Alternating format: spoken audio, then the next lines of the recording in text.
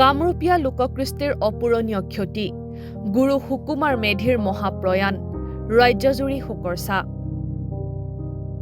লোকসংস্কৃতিৰ সাধক, ক্ৰীড়া সংগঠক, ছয়গাঁও প্ৰেছ ক্লাবৰ সভাপতি সুকুমাৰ মেধি আৰু নাই।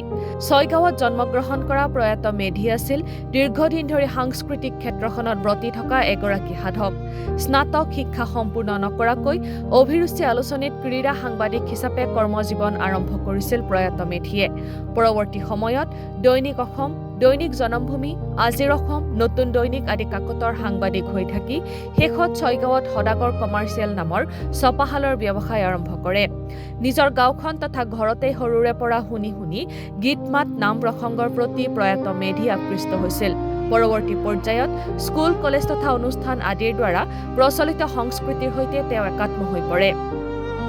এইদৰেই কামৰূপীয়া লোককৃষ্টিৰ ক্ষেত্ৰখনলৈ তেওঁ আগবঢ়াইছিল অমূল্য অৱদান। অসম ফুটবল সন্থাৰ গভৰ্ণিং বডিৰ সদস্য হোৱাৰ উপৰিও প্ৰয়াত মেধি আছিল দক্ষিণ কামৰূপ জিলা ক্ৰীড়া সন্থাৰ সাধাৰণ সম্পাদক।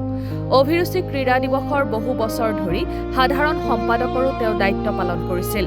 লোকসংস্কৃতিৰ সাধকগৰাকীলৈ মণিপুৰ আন্তঃৰাষ্ট্ৰীয় বিশ্ববিদ্যালয়ে আগবঢ়াইছিল প্ৰফেচাৰ অৱ প্ৰেক্টিছ সন্মান।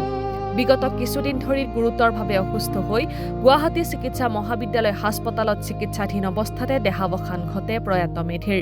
বয়সৰ জোখাৰে তিনিকুৰিৰ দেওনা পাৰ হোৱা এইগৰাকী সাধকৰ মৃত্যুৱে অসমৰ সাংস্কৃতিক ক্ষেত্ৰখনত শোকৰ ছাঁ পেলাইছে। News desk, Kisan news.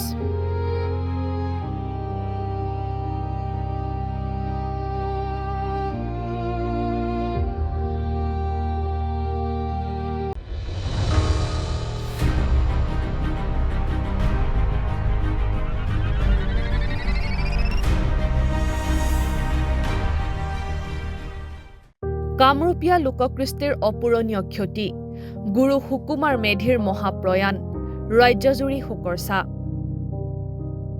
লোকসংস্কৃতিৰ সাধক, ক্ৰীড়া সংগঠক, ছয়গাঁও প্ৰেছ ক্লাবৰ সভাপতি সুকুমাৰ মেধি আৰু নাই। ছয়গাঁৱত জন্মগ্ৰহণ কৰা প্ৰয়াত মেধি আছিল দীৰ্ঘদিন ধৰি সাংস্কৃতিক ক্ষেত্ৰখনত ব্ৰতি থকা এগৰাকী সাধক। স্নাতক শিক্ষা সম্পূৰ্ণ নকৰাকৈ অভিৰুচি আলোচনীত ক্ৰীড়া সাংবাদিক হিচাপে কৰ্মজীৱন আৰম্ভ কৰিছিল প্ৰয়াত মেধিয়ে।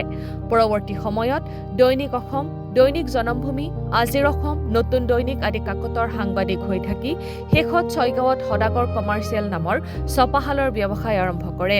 নিজৰ গাঁওখন তথা ঘৰতেই সৰুৰে পৰা শুনি শুনি গীত মাত নাম প্ৰসংগৰ প্ৰতি প্ৰয়াত মেধি আকৃষ্ট হৈছিল। পৰৱৰ্তী পৰ্যায়ত স্কুল, কলেজ তথা অনুষ্ঠান আদিৰ দ্বাৰা প্ৰচলিত সংস্কৃতিৰ সৈতে তেওঁ একাত্ম হৈ পৰে। এইদৰেই কামৰূপীয়া লোককৃষ্টিৰ ক্ষেত্ৰখনলৈ তেওঁ আগবঢ়াইছিল অমূল্য অৱদান। অসম ফুটবল সন্থাৰ গভৰ্ণিং বডিৰ সদস্য হোৱাৰ উপৰিও প্ৰয়াত মেধি আছিল দক্ষিণ কামৰূপ জিলা ক্ৰীড়া সন্থাৰ সাধাৰণ সম্পাদক। অভিৰুচি ক্ৰীড়া দিৱসৰ বহু বছৰ ধৰি সাধাৰণ সম্পাদকৰো তেওঁ দায়িত্ব পালন কৰিছিল।